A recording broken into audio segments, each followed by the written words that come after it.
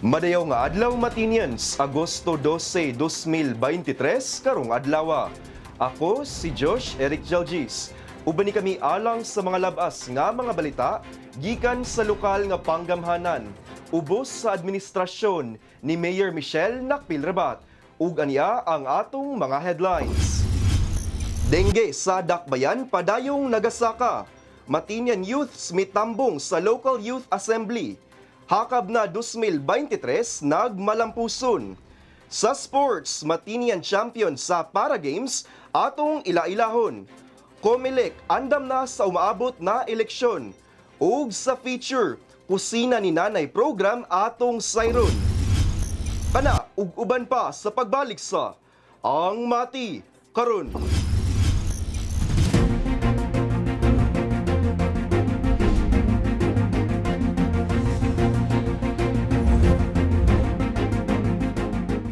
Mikunhod sa usa na lamang kaaktibong kaso sa COVID-19 ang dakbayan sa Mati, gikan sa duha ka kaso kaniadtong miaging semana, subay sa Agosto 10, 2023. Sa Agosto 7 adunay upat ka nagpositibo na mao sila MC 4525, 4526, 4527 ug 4528. Walay nakabsan og kinabuhi apan adunay tulo ka naka-recover na mao sila MC 4523, 4524 ug 4525. Sa Agosto 8, walay nagpositibo naka-recover ug nakabsan og kinabuhi. Sa Agosto 9, walay nagpositibo ug nakabsan og kinabuhi apan adunay duha ka naka-recover na mao sila MC 4526 ug 4528. Sa Agosto 10, walay nagpositibo nakabsan og kinabuhi ug naka-recover. Suma total ana sa 4,528 ang kumpirmadong kaso sa COVID-19 sa Dakbayan sa Mati. 4,319 ini naka-recover na ug 137 na ang nakabsan og kinabuhi. Subay sa dato sa Agosto 10, anaa sa usa na lamang ang aktibong kaso sa Dakbayan sa Mati.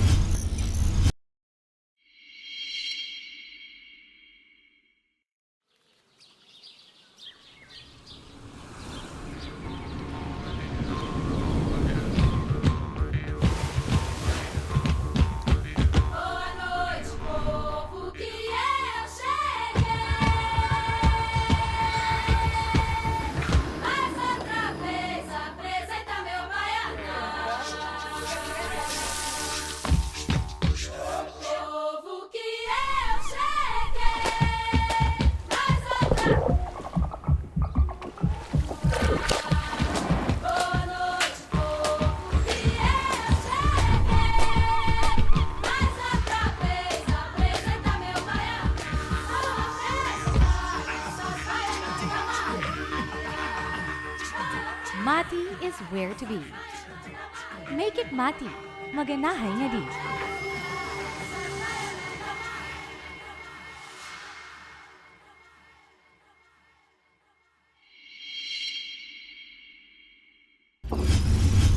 Kung may gustong isumbong nga problema sa inyong barangay, o di ka proyektong kinahanglan ninyo nga wala nga tagad, kung kamo nangitag kadangpan sa inyong suliran, i-report na kana sa Ang Mati Karon. Kami gadawat sa reklamo, hangyo o bisan pa man unsang mensaheng gusto ninyong madunggan sa lokal nga panggamhanan. I-report na yan. Ipadala lamang inyong mensahe hangyo ug mulo sa atong Facebook page, City of Mati LGU, aron among masibya sa Ang Mati Karon. Mamahimo usab kamong magpadala sa inyong video, mahitungod sa inyong issue. I-report na yan.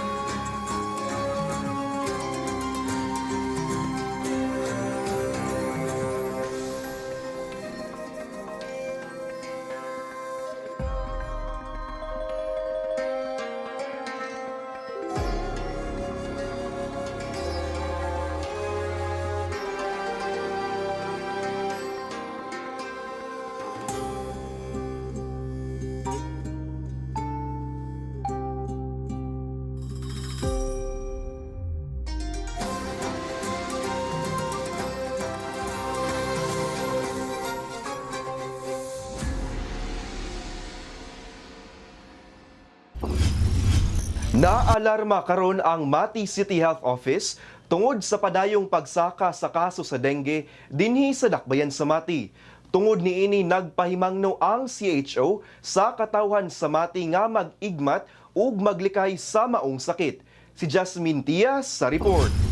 Padayon ang pagsaka sa dengue cases sulod sa dakbayan sa Mati na ana sa 22 ka kaso subay sa dato sa Agosto 8, 2023. Gika-alarma sa City Health Office ang pagsaka sa mga dengue cases tungod sab sa sunod-sunod na pagkamatay sa mga nagka-dengue. Sukad bulan sa Enero tuig 2023, aduna nay 443 ka kaso sa dengue sulod sa dakbayan sa Mati. Ania ang listahan sa mga barangay ug purok na naay natala nga kaso sa sakit nga dengue karong week 32. Subay sa dato sa Agosto 8, ana sa 8 ang death cases na natala sulod sa dakbayan. Nag-auhag ang City Health Office na kung adunay mga early symptoms sa dengue, magpakonsulta diretso sa pinakaduol na health facility para sa iyo matambalan ug mapugngan ang paglala sa dengue na mo resulta sa kamatayon. Lang sa katawhan sa syudad sa Mati, so increasing ato ang cases, daghan po tay mga bata na namatay. So ang amo ang iauhag sa inyo is manglimpyo sa tong palibot, and then 2 days na gikalintura na sakit ang bata, pa-check up dayon. So naatay mga health center sa tong barangay, natay mga libreng check up, and then para po dayon matagaan dayon og alibyo or matagaan dayon og tambal kung adunay sakit. Mao kini ang mga simptomas sa mga dengue. Mamahimong mag-amping laban sa hulga sa dengue nga siguraduhon ang kalimpyuhon sa palibot para sa iwas dengue. Sunda lamang kining 4S. Kini si Jasmine Tia para sa ang Mati karon. Ubay-ubay ka mga batanong Matinians ang mitambong sa gipahigayong North Davao Local Youth Assembly sa Tagum City sa miaging semana. Usa sa mga mitambong ang among reporter na si Jasmine Tia ug mao kini ang iyang report. Nagmalampuson ang gipahigayon nga North Davao Local Youth Assembly kon youth-led sa Tagum Sports Complex Gymnasium, nagitambungan sa kapin 27 ka mga youth participants sa City of Mati kaniadtong Agosto 6, 2023. Ang maong assembly gipangulahan sa LUPAD o ang Leaders United for Progressive Advocacies of Davao Socsarjan o LUPAD, usa ka youth coalition sa mga youth serving na mga organization, school leaders ug youth community sa Davao ug Socsarjan Region. Ang Local Youth Assembly usa ka 5-year program nga giimplementar sa The Asia Foundation ug gisuportaan sa United States Agency for International Development o USAID. Gidaluhan sa kapin 55 ka mga managlahing mga youth organizations ang youth-led assembly, din kapin 15 ka mga youth organizations gikan sa City of Mati ug Davao Oriental ang midalo. Gawas sa Davao Oriental participants, aduna sab mga partisipante gikan sa probinsya sa Davao del Norte, Davao de Oro, Tagum City ug Davao City. Ang tumong sa maong assembly mao ang pagpalig-on sa partisipasyon sa mga kabatan-unan sa demokratikong pagdumala pinaagi sa pagpalambo sa pagpangulo, civic engagement ug youth coalition building. Naghisgot og managlahing mga social issues ang mga youth leaders, diin nag-brainstorming sab og managlahing mga solusyon ug mga advokasya para sa kabatan-unan. Aduna sab mga representante gikan sa LUPAD ug National Youth Commission ang mihatag og ilang mga presentasyon nga makatabang sa mga partisipante isip mga youth leader. Dako ang paglaom sa LUPAD ug sa mga youth organizations na mapadako ang maong youth coalition aron mas daghan pa ng mga programa ug aktibidad ang maimplementar para sa komunidad ug mas daghan pa ang matabangan. Kini si Jasmine Tia para sa ang Mati karon. 156 ka inahan kauban ilang mga anak ang mitambong sa hakab na 2023 niadtong Agosto 6 didto sa Hanis Hotel. Ang hakab usa ka aktibidad kalabot sa National Breastfeeding Awareness Month. Si Ethel Marie Gastanes sa dugang detalye. Isulong ang ligtas at malusog na pagpapasuso para sa manggagawang Pilipina. Mao kini ang tema sa hakab na 2023 na malampusong gipahigayon ni atong Agosto 6 dito sa Hanis Hotel atol sa pagselebrar sa National Breastfeeding Awareness Month karong bulan sa Agosto. Ang moong programa giorganisa sa Mati Moms ug gisuportahan sa City of Mati Health Office, PLGU Davao Oriental pinaagi sa Provincial Health Office ug Department of Health Region 11. Suma total 156 ka mga inahan dala ilang mga anak ang mitambong sa moong aktibidad na nagikan pa sa kasikbit ng mga munisipalidad ug ang uban gikan dinhi sa Dakbayan sa Mati. Nagtumong ang hakab na maedukar ang mga inahan nga nagapasuso aron nga mas mahibaw nila kung unsay dalang kaayo niini sa ilang mga anak. Gipailalom usab sa basic life support training ang mga inahan aron nga makabalo sila kung unsay buhaton o galing man matuk-an o maglisod o ginhawa ang ilang mga anak ug uban pang mga emerhensiya. Samtang mibisita si Mayor Michelle Rabat sa aktibidad aron nga magpakita sa iyong suporta. Ako give a breastfeed. Okay, tas kayo ang magpa-breastfeed sa inyong mga babies. Maminaw ba itong mga babies sa message? Dili siguro, so that will keep you busy. Ang ako lang, I'm here to show your support na kanina nagsasalita si attorney sa legal aspects. Sa akin kasi there is no such thing as legal. Sorry madam ha. But it's good that you put that into law. Sa akong nahibawan, bago patanan ito, nagsugod talaga time in memoria that ang mother always breastfed a child.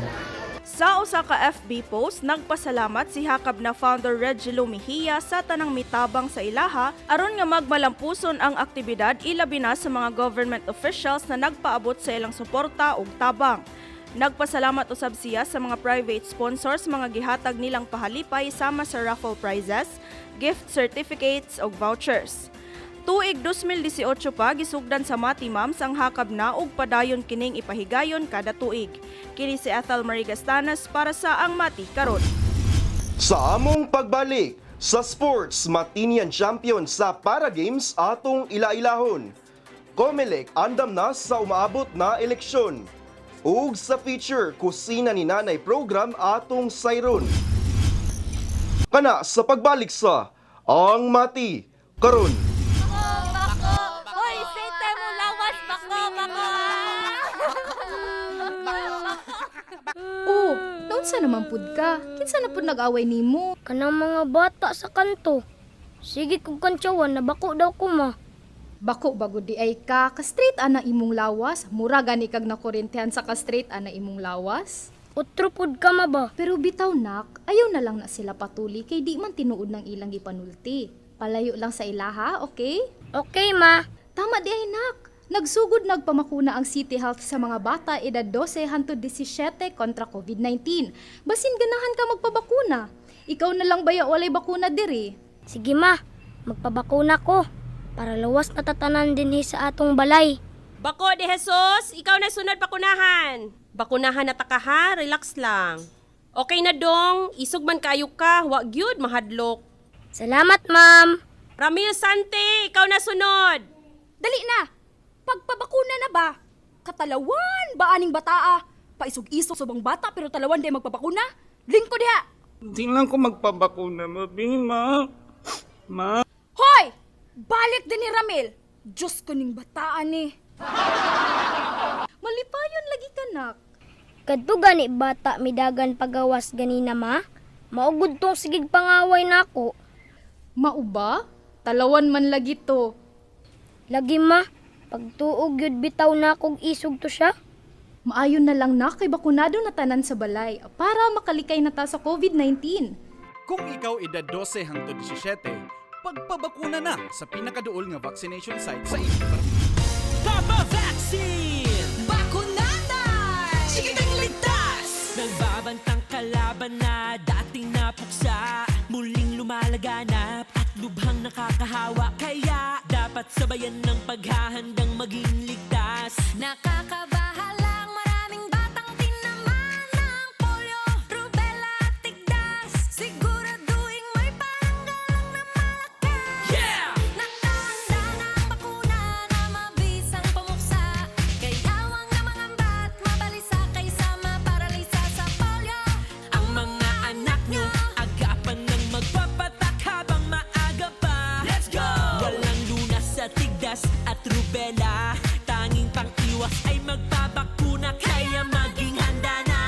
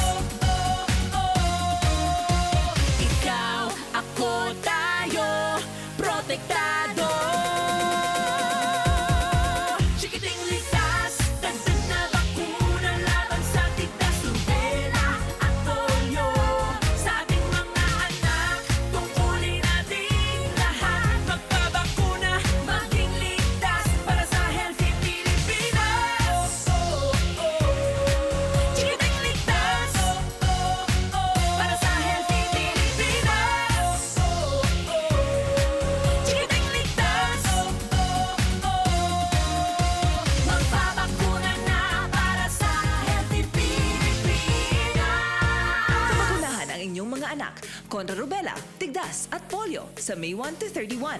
May dagdag na vitamin A supplementation pa. Alamin ang schedule sa pinakamalapit na health center. Papabakuna na para sa Healthy Pilipinas. Paalala mula sa DOH.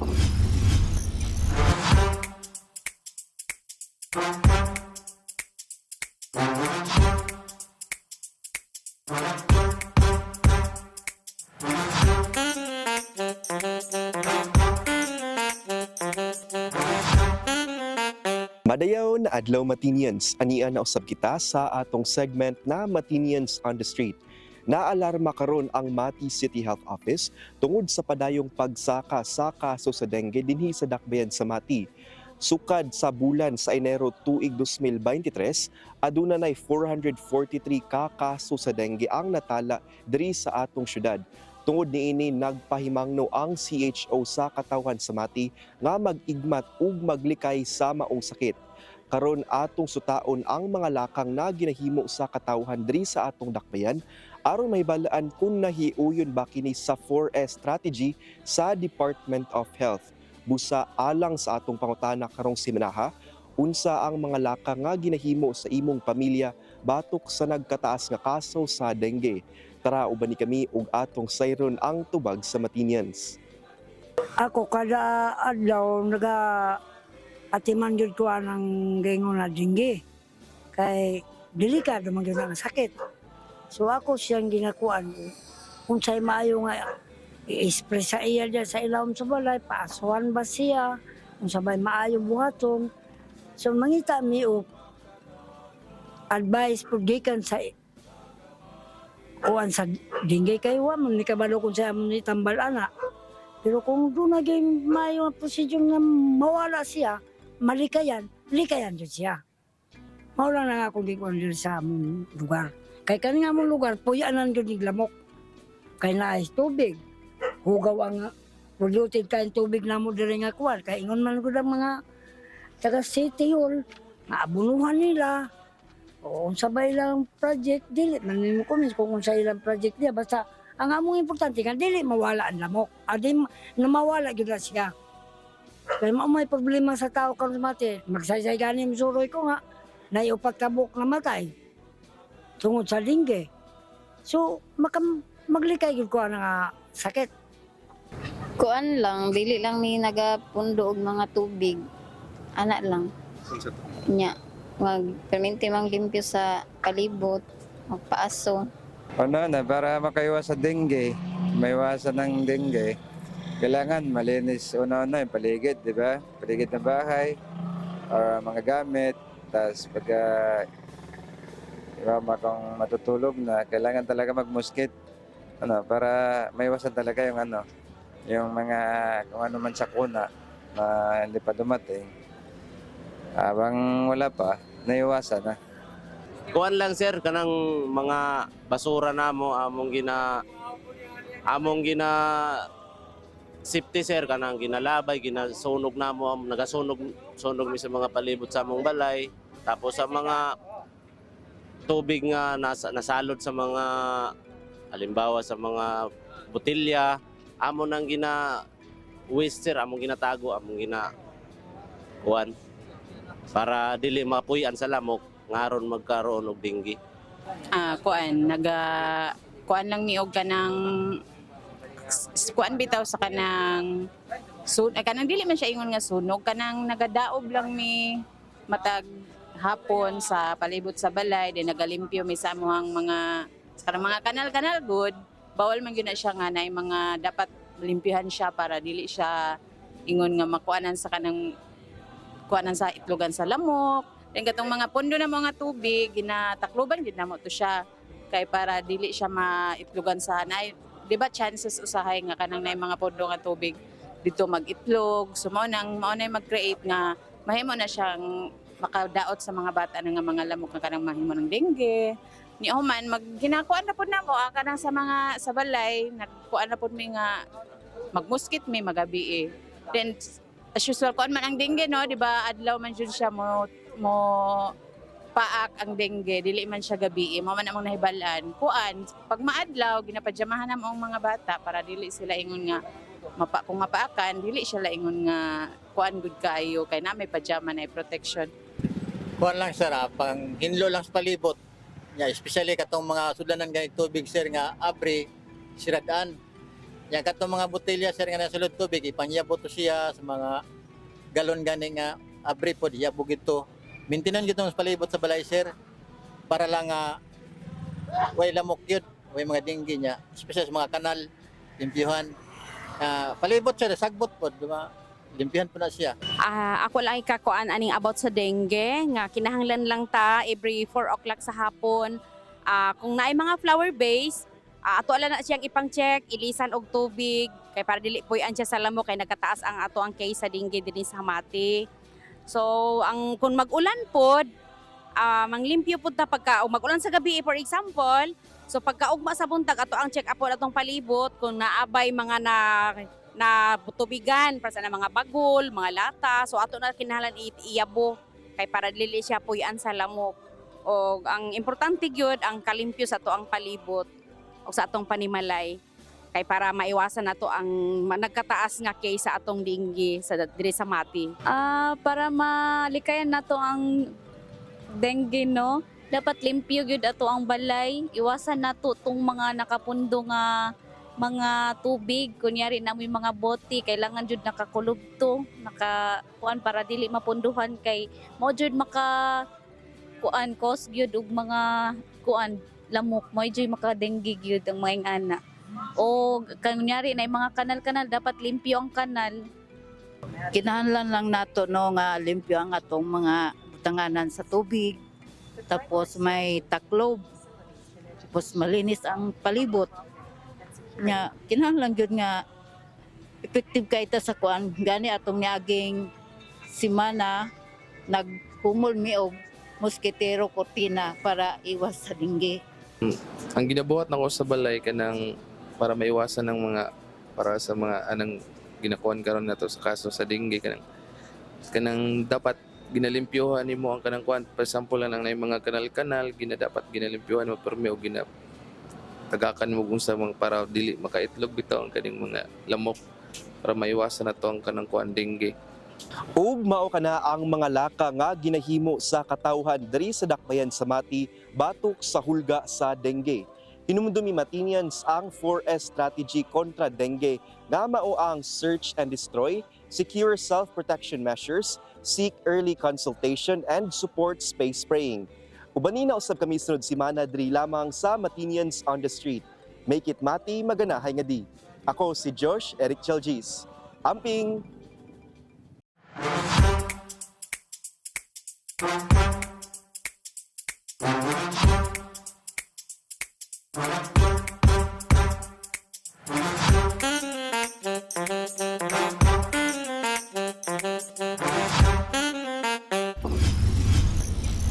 Mihakot og medalya ang upat ka atletang Matinians nga misalmot sa palarong pambansa alang sa atletang dunay apan o ang gitawag nga Para Games.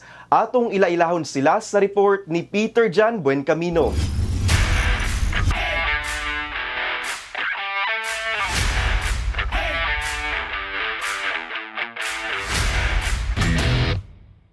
Human sa tulo ka tuig nga suspendido ang mga sporting events sa DepEd tungod sa hulga sa COVID-19, nagmalampuso ng pagpahigayon sa 63rd Palarong Pambansa luyo sa dili maayong panahon ni atong Hulyo 29 hangtod Agosto 5, 2023 dito sa Marikina Sports Complex, Marikina City. Ang Palarong Pambansa ang pinakadakong panagtigong sa mga student-athletes sa Pilipinas nga gitambungan sa 17 ka mga rehiyon, lakip niini ang mga delgado sa Dakbayan sa Mati nga sakop sa rehiyon 11 nga Dabraa Eagles. Wala sab nagpalupig ang mga delgado sa City of Mati, diin nasungkit ni Romaldo Lumente, usa ka Para Games athlete ang tulo ka medals alang sa athletic shot put sa intellectual disability, 100 meter dash ug 200 meter dash running. Samtang usa ka silver medal ang nakuha ni Prado Damon alang sa Para Games shot put orto ug si Dairan Herente top 5 alang sa 400 by 100 meter running long jump sa intellectual disability ug bronze medal sab ang giuli sa female taekwondo jin nga si Feby Charis Habiles. Sumala pa ni Marilo Belvestre, coach sa City of Mati Delegates ngadto sa palarong pambansa, wala nila gidahom nga makaabot sila sa 63rd palarong pambansa. Dungag pa ni Belvestre nga dili lalim ang ilang mga nasinati sa palarong pambansa, diin nasayod sila nga adunay ubang mga atleta nga mas maayo apan dako gihapon ang pagsalig niya sa mga bata nga makauli og medalya. Experiences there is not easy because there are 16 regions. So 15 regions ang among kakompete unya dili pud basta-basta kay especially the NCR, the Region 6 and the Region 5 kay mga kusgan jud sila. So as a coach naa ang kulba, naa ang paghiya sa mga bata kanunay o we always ask God for guidance and blessings always. Naghangyo sab si Belvestre nga mahatagan ang mga para games athlete og formal training aron mas mahasa pa sila sa sports. So sa karon gusto nako nga sila na adjud sila formal training para masustain ang ilahang kakusgan unya makuan pod ang ilang mind nga diri sa sports diha sila nagpakita sa ilang galing. Now, academically they are slow but in sports they are great. So karon nakita nako nga ang ila daing skills diri sa sports. So kung pwede unta masuportaran pod sila na naa sila formal training every day. Dako sab ang pasalamat sa mga para games athlete ngadto kay Mayor Michelle Nakpil Rabat sa walay puwas nga suporta nga ilang nadawat. Salamat kang Mayor Michelle Rabat sa pagsuporta sa mga naka-qualify sa Mati City Eagles karong palarong pambansa 2023.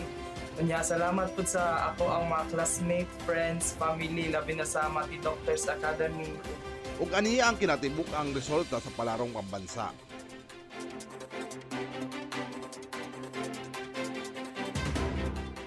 Dili babag ang usa ka disability aron molampo sa pangandoy, gani himuon kini og usa ka inspirasyon aron mamahimong malampuson sa gusto maabot sa kinabuhi. Kini si Peter Jan Buencamino para sa Ang Mati Karon. Hingpit na ang pagpangandam sa Commission on Elections alang sa umaabot na barangay ug SK elections karong bulan sa Oktubre. Si Beryl May Dierio sa report.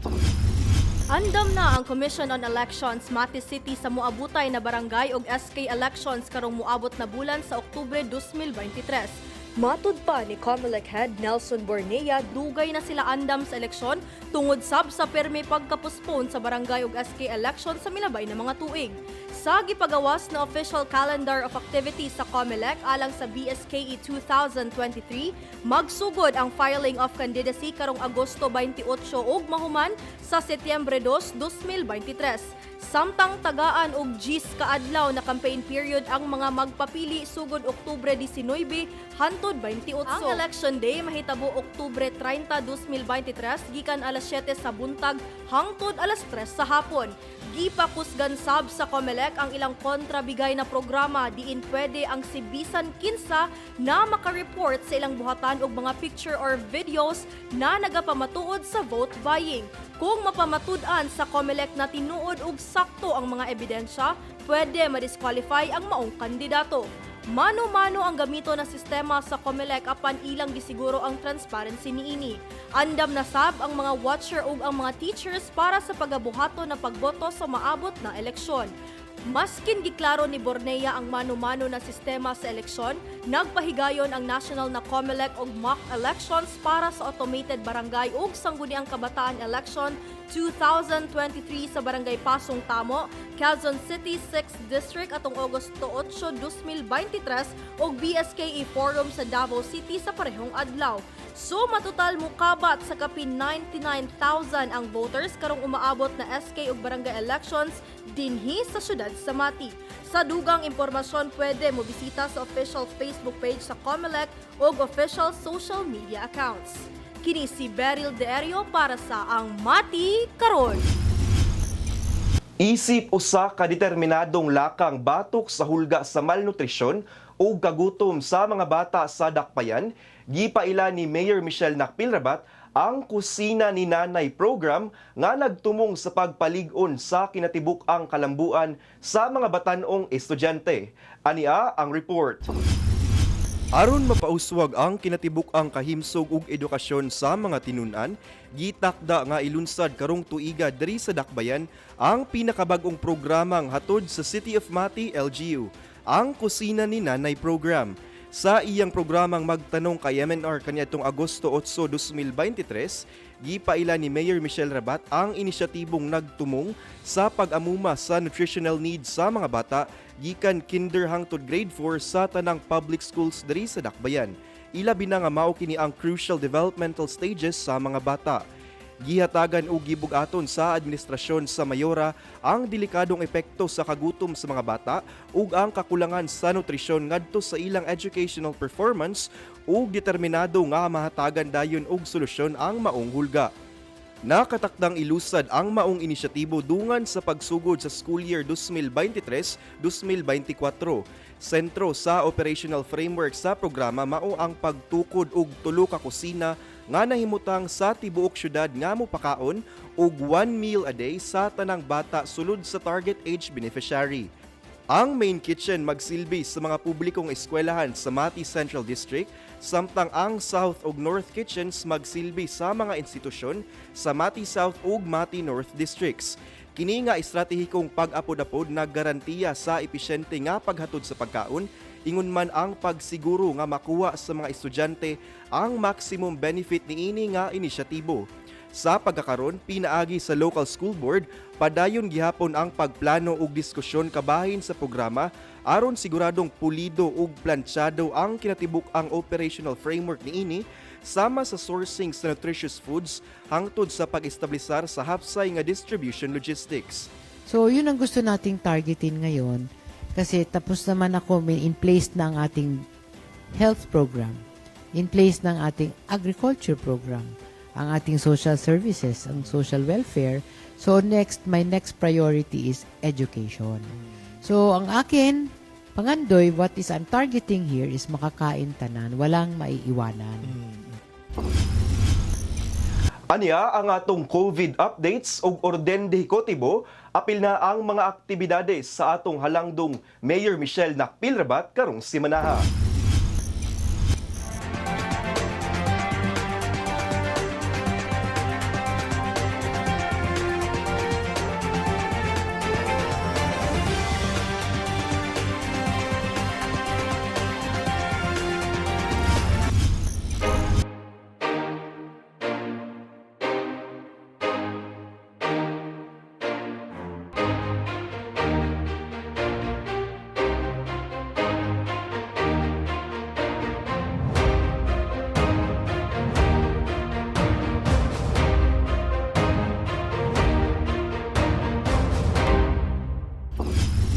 Ug mao kana ang atong mga pinakaulahing balita gikan sa City of Mati, LGU. Ako si Josh Eric Jalgis. Uban ni kami sunod simana matag Sabado diri lang sa Ang Mati. Karon, atong kanunay hinumduman nga magmakusganon, magmatinabangon ug magmahigugmaon matag adlaw.